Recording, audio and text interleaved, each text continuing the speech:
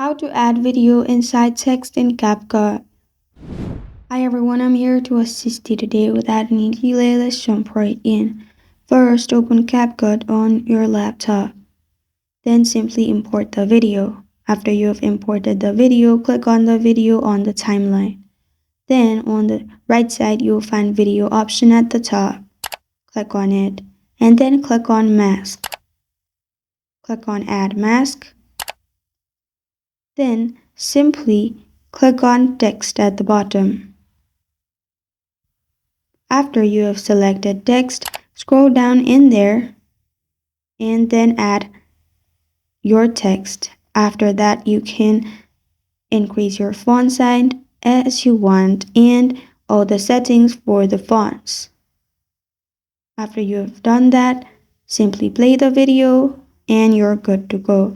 This is how to add video inside text in CapCut.